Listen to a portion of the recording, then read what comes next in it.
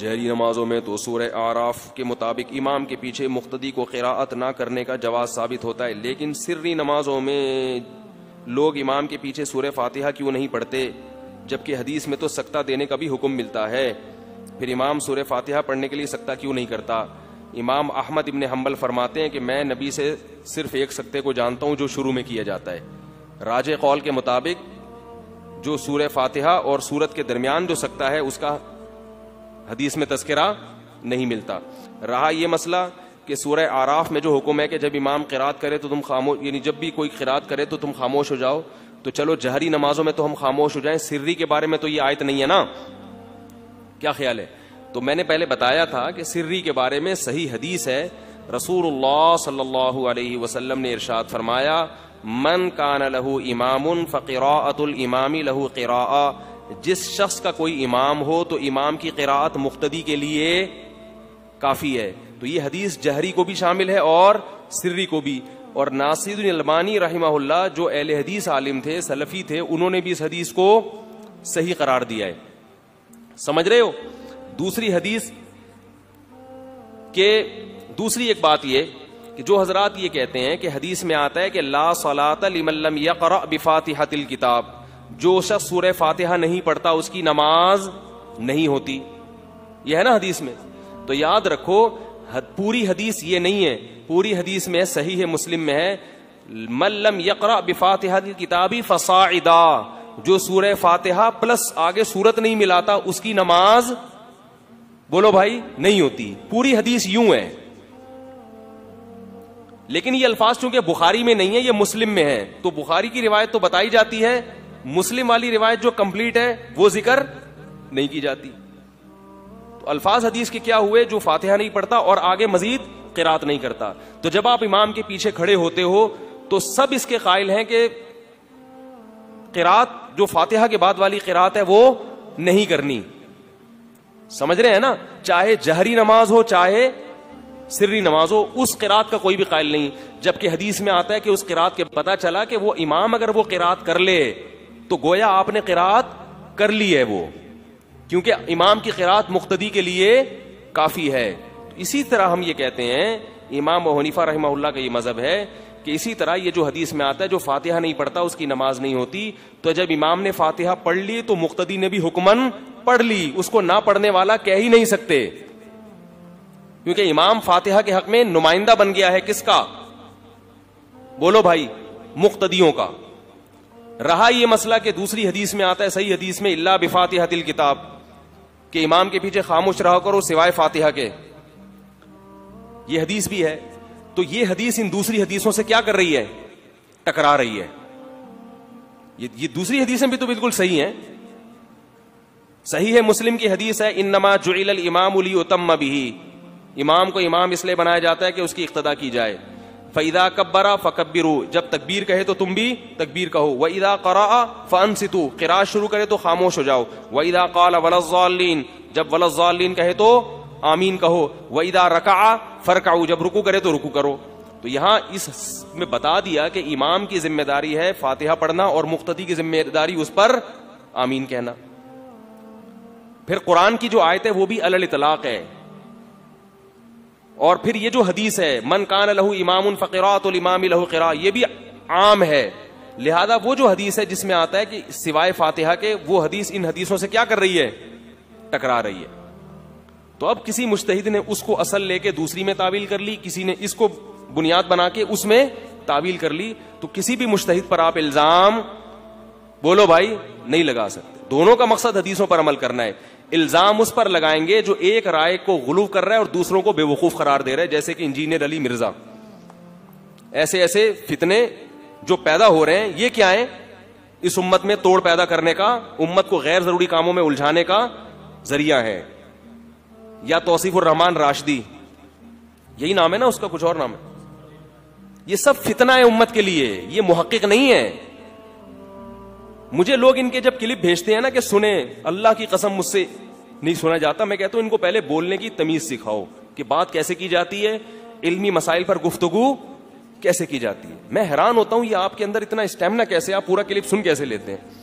علمی مسائل ہیں تو ان پہ دوسرے کا ادب احترام ملحوظ رکھتے ہوئے بہت ادب احترام کے ساتھ کہ یار وہ امام ابو حنیفہ کا مذہب ہے, کہیں میرے اسٹائل سے ایسا نہ ہو کہ ان کی تنقید لازم آ رہی ہو. بہت احترام سے ایک رائے انسان رکھتا ہے, کہتا ہے یہ دوسری رائے بھی ہے تو میری نظر میں یہ ترجیح. اول تو آپ اتنے بڑے فنٹر تھوڑی ہیں کہ آپ کہیں میری نظر میں اس کو ترجیح ہے.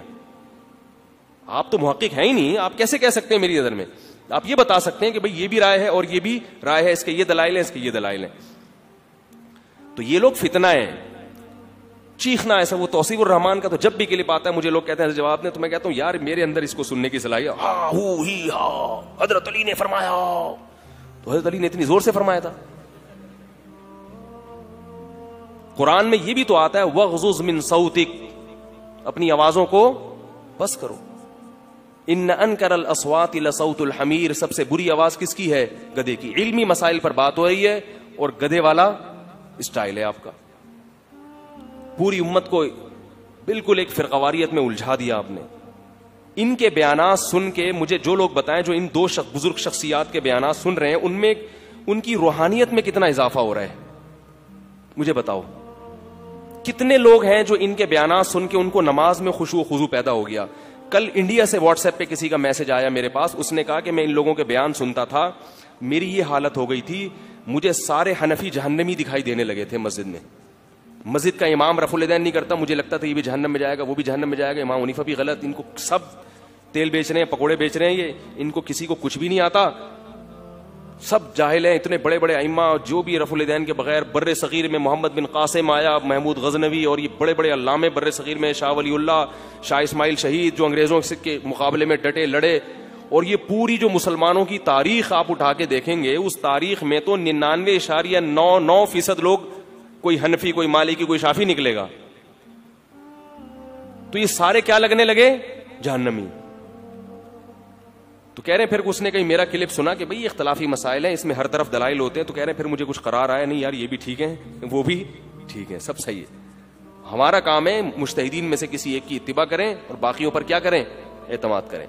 سمجھ رہے ہو؟ تو چھوڑ دیں ان کا کلپ سننا, اس سے آپ کی روحانیت میں کمی ہوگی.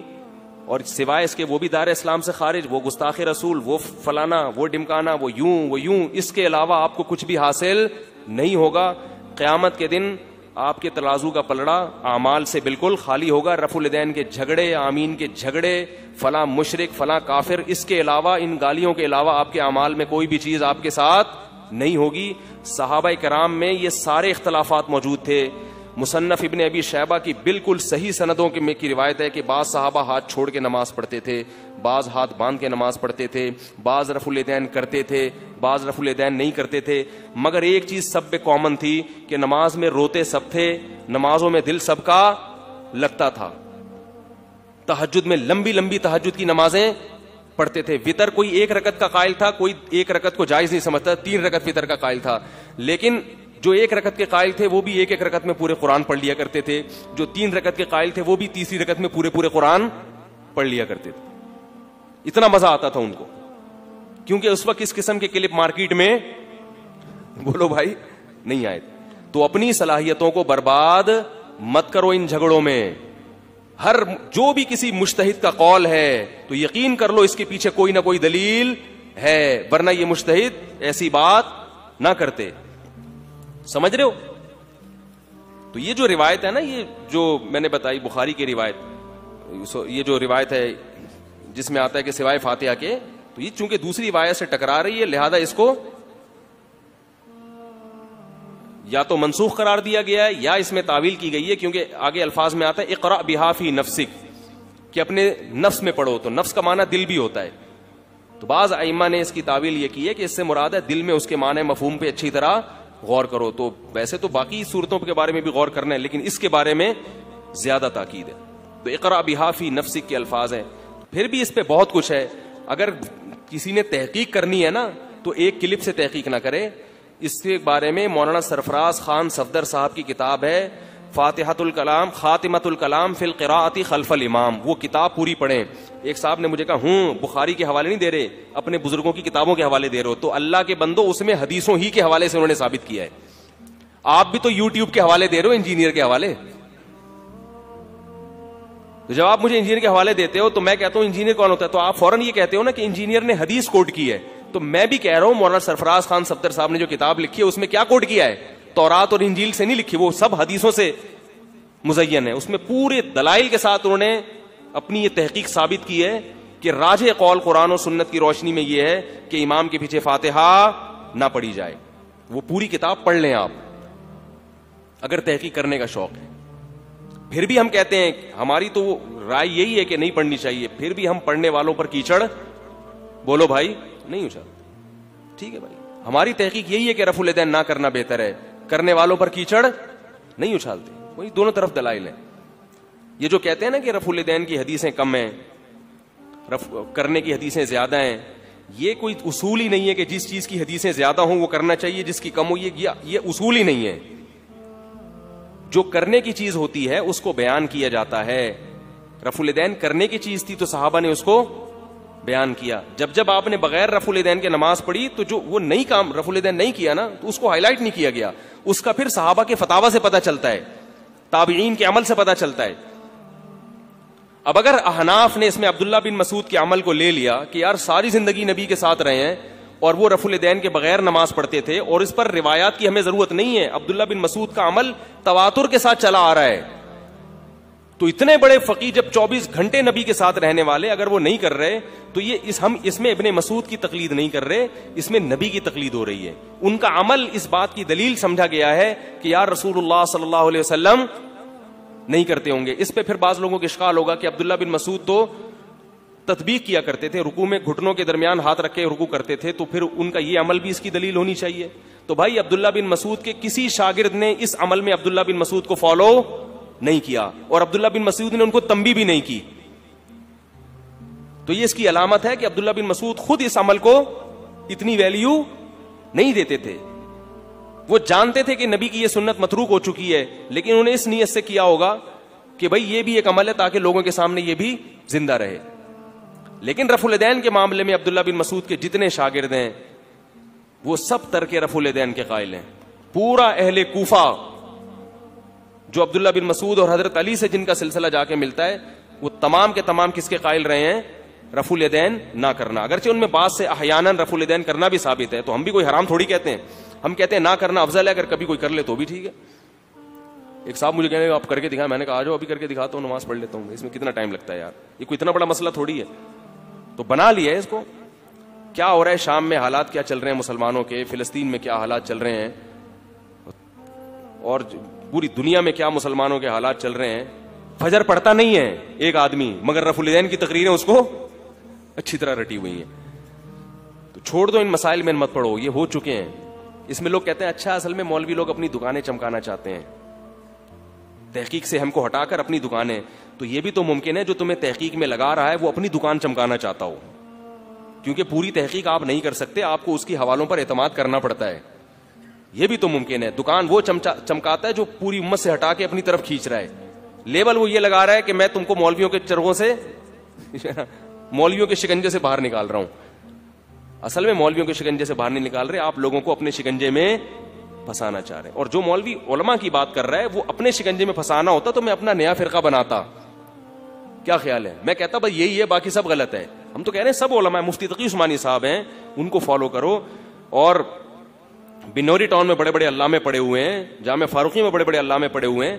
اور چلو یار آپ ہمارے فقہ حنفی کو نہیں مانتے، آپ اہل حدیث عالم ہی کو، کسی اچھے عالم کو فالو کر لو جو آپ کو اس فرقہ واریت میں نہ الجھا رہا ہو. کوئی اہل حدیث ہیں مجھ سے فون کر کے پوچھتے ہیں کہ بھائی میں تو اہل حدیث، میں کہتا چلو یار اگر اہل حدیث کو فالو کرتے ہو تو کسی سلجھے ہوئے عالم کو فالو کرو جو آپ کو روحانیت پہ توجہ زیادہ دے اور ان بکھیڑوں میں آپ کو نہ ڈالے. ہمارے بعض اکابر سے اہل حدیث بھی بیعت تھے اور انہوں نے کبھی ان اہل حدیثوں کو زبردستی مجبور نہیں کیا حنفی بن. ابھی چند دن پہلے کسی کا فون آیا میرے پاس، پتہ نہیں یو کے سے آیا یا امریکہ سے، اس نے بتایا کہ ہم لوگ اہل حدیث ہیں لیکن ہمارے جو والد تھے یہ وہ شیخ الحدیث مولانا زکریا رحمۃ اللہ علیہ سے بیعت تھے.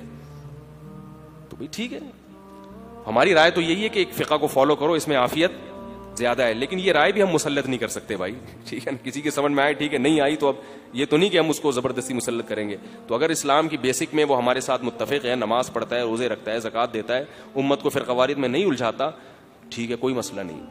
سمجھ رہے ہیں کہ نہیں سمجھ رہے؟